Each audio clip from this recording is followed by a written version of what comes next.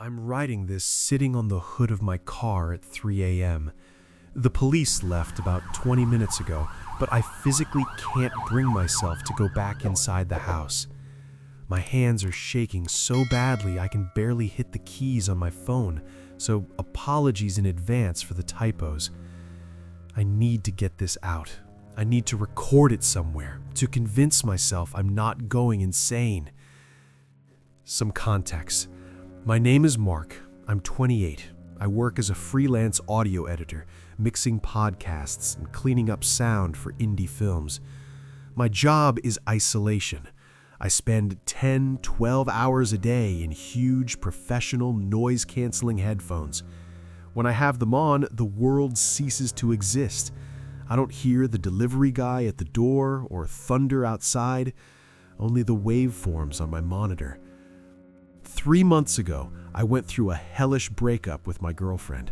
It was messy, loud, and emotionally draining. I was left alone in the townhouse we'd been renting. After she left, I buried myself in work to drown out the silence in the empty rooms. Or so I thought. It all started with little things. Incident 0, as I call it now. About 2 weeks ago, I went to the kitchen for the Greek yogurt I was sure I'd bought the day before. It was gone. I tore the fridge apart. Nothing. I just shrugged it off then. "Mark, you idiot, you probably ate it in the middle of the night and forgot," I told myself. Then the batteries disappeared from the TV remote. I found them 2 days later, rolled under the sofa in another room. But then the sensory stuff started. And as a sound guy, I should have paid attention sooner. I started hearing noises. At first, it was like scratching, a rhythmic, dry coming from somewhere behind the wall in the hallway. I'd press my ear to the drywall. The sound would stop. Mice, I decided. Old townhouses are always full of mice. A smell appeared in the house. It was faint, but nauseating. Imagine the smell of old book dust mixed with something damp like wet plaster and a thin Swedish note of rotting fruit. Then, about a week ago, something happened that sent the first real chill down my spine. I woke up in the morning, went to the bathroom, and froze. The toilet seat was up. I live alone. Claire moved out 3 months ago. I never leave the seat up. I stood there staring at that white rim, feeling the hair on my arms stand on end. My brain frantically searched for a rational explanation, and it found one. The landlord, Mr. Henderson. "Creepy old man," I muttered, lowering the lid. Anger pushed out the fear. The escalation happened 3 days ago. I was working on a tricky project. It was about 2 a.m. In my headphones, the absolute silence of a digital pause. And then, I felt it. You know that feeling when you're not alone in a room? It's not a sound, it's a change in air pressure, as if someone has entered your personal space. That feeling of being watched. I ripped off my headphones and spun around. Empty room. Just the glow of the monitor and shadows in the corners. But in the silence, I heard a sound. Heavy, wheezing breath. The sound didn't seem to come from the room. It came from everywhere at once. "Who's there?" My voice cracked. Silence. But the next morning, I found something that shattered my wind and mice theories. Dirt. At the back door leading to the small patio, there were dried clumps of brown dirt on the mat. Not my footprints. They were smaller. And then it all clicked. Claire. My ex-girlfriend. Stalking me. Instead of fear, I felt rage. That same day, I called a locksmith and changed all the locks. And for good measure, I bought a cheap Wi-Fi camera with a motion sensor and night vision. I set it up in the second-floor hallway. "Try getting in now," I said. I felt like I'd won. Tonight, I went to bed early, I woke up to my phone vibrating under my pillow. 2:14 a.m. Notification from the app. Motion detected. Hallway. I was instantly awake. My heart pounded in my throat. I opened the app with trembling fingers. The video took an agonizingly long time to load. The picture appeared. Grainy, black and white footage of my hallway in night vision mode. The hallway was empty. A glitch, I breathed out. Just a damn glitch. I was about to close the app when I noticed something. In the upper right corner of the frame was the attic hatch. It was moving. Slowly, silently, inch by inch, the square of plywood was lifting up, disappearing into the darkness of the attic space. I froze. The black maw of the attic grew wider. And then, from that darkness, from above, a face looked down into the camera lens. It was hanging upside down. It wasn't a ghost, it wasn't a monster. It was a person. Dirty, greasy hair hung down, but the eyes reflected the white light of the camera back at the lens. The person was looking directly into the camera. They knew it was there. They smiled, revealing a row of dark teeth, and slowly brought a finger to their lips. Shh. My phone fell from my hands. Above my head, in the real world, right above the ceiling of my bedroom, a distinct, heavy creak of floorboards sounded.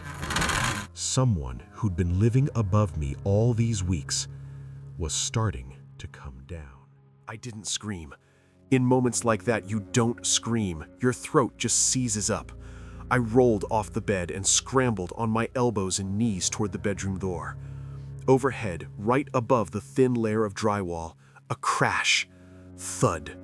A body had landed on the hallway floor. I slammed the bedroom door shut and turned the small twist lock. I grabbed the heavy oak dresser and pushed it against the door with an animal-like grunt. Behind the door, in the hallway, silence fell.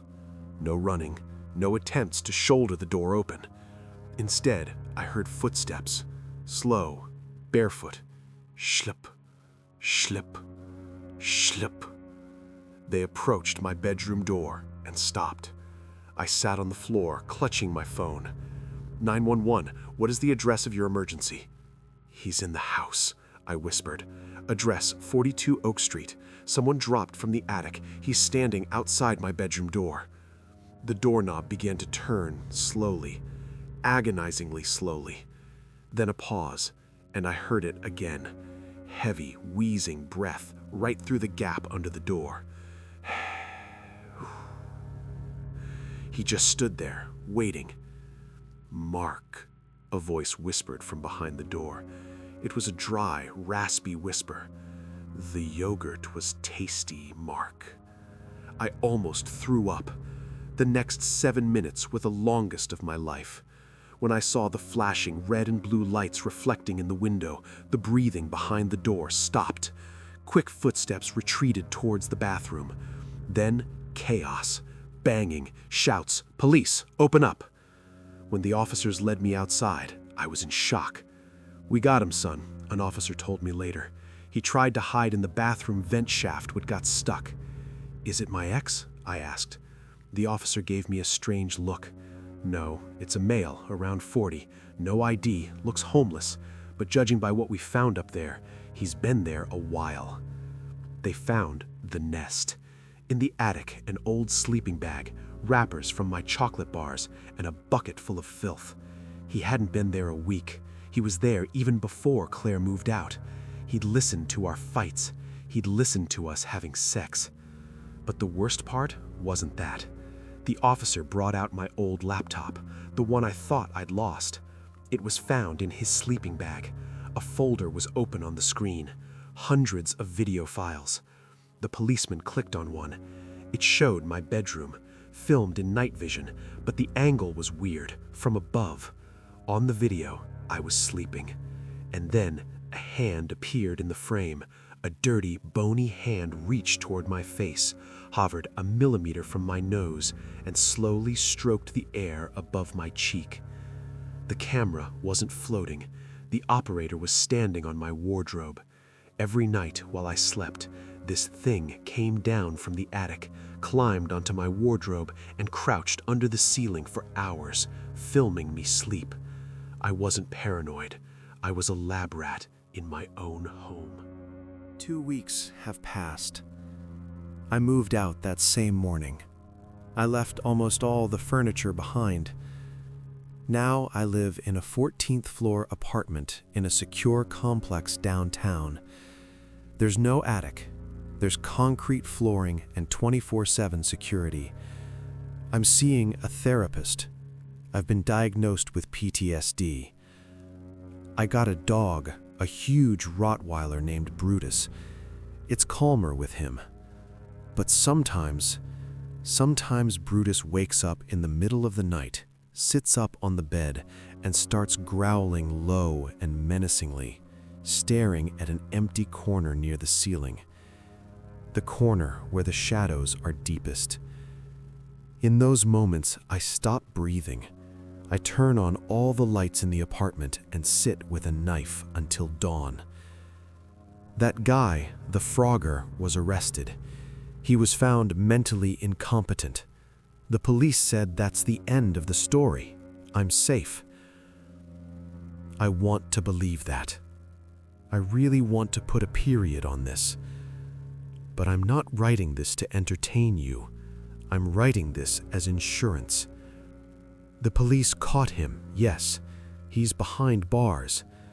But this morning, getting ready for work, I couldn't find my set of keys, the spare for my new apartment, which was on the hallway table. I searched everywhere. The keys are gone. And when I got back home an hour ago, the toilet seat in my new bathroom was up. I thought I'd escaped, but it seems I just moved the problem with me. Or there were two of them. Right now, I'm locking myself in the bathroom with Brutus and a knife.